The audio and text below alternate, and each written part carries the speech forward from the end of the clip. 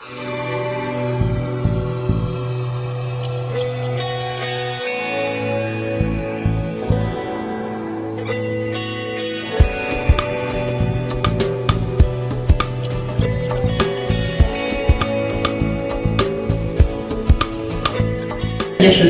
Donc j'arrive, voilà le travail, et vous m'entendez?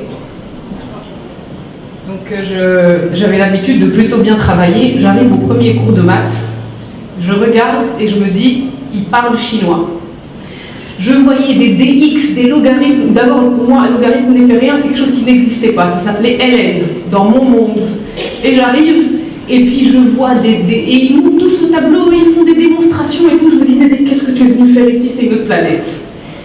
Et en fait, je pense que pendant cette première année, plusieurs fois, j'étais sur mon bureau, je regardais mon cours de maths, et après j'allais dans la salle de bain, je me rinçais le visage, et la phrase qui revenait tout le temps c'est et en fait, si on m'avait dit il y a 20 ans, le nombre de fois où j'aurais cette réaction de avec suite à une crise de larmes, je pense que j'aurais sauvé toutes mes larmes pour les consommer au fur et à mesure du chemin. Donc j'arrive en 98 dans une société familiale qui est une agence de voyage réceptive, donc le modèle classique, parc roulant, des bureaux un petit peu partout et des contrats avec des grands opérateurs européens pour lesquels nous organisions des transferts, des excursions, etc. Seulement, je suis aussi arrivée à un moment où il y avait un bouleversement de l'environnement touristique classique, c'est-à-dire qu'un mouvement de concentration, un mouvement de... Vous m'entendez? D'accord. Un mouvement de concentration avait lieu à ce moment-là dans les grands tours opérateurs européens, notamment un mouvement où les tours opérateurs allemands rachetaient tous les opérateurs du marché. Donc, Select Tour, la société de la société familiale, s'est retrouvée dans une situation où elle perdait beaucoup de ses partenaires et il fallait faire quelque chose. Ce quelque chose réellement, et ça s'était imposé, c'était élaguer tout ce qui était immobilisation de matériel roulant. Et ici, je reviens ici à quelque chose de très important. Ce que vos profs vont vous dire aujourd'hui est quelquefois très important. Moi, je suis quelqu'un qui a tendance à faire beaucoup de choses avec du sentiment. Mais quand j'étais en prépa, on avait une activité qui s'appelait du résumé. Et on nous disait tout le temps, la phrase que disait cette prof, c'était « il faut élaguer sans état d'âme ».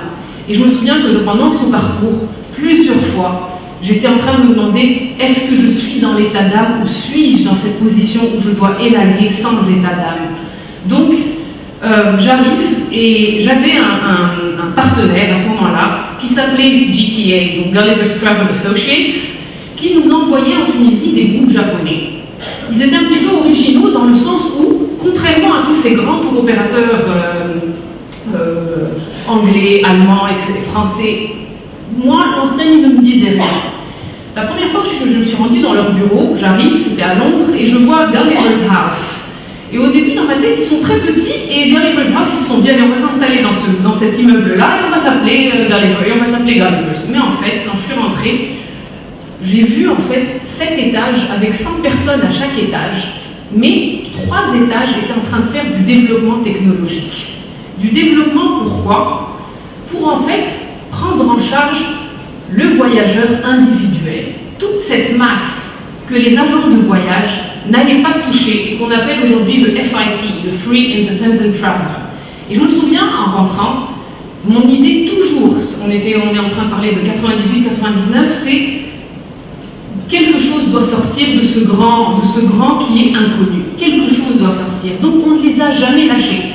Même à un moment, je me suis mariée, je suis partie à l'étranger, et tellement je croyais en GTA, je ne les ai pas lâchés. C'est-à-dire que de là où j'étais, et malgré le fait que j'ai eu des jumelles, j'ai continué à suivre cette relation professionnelle-là.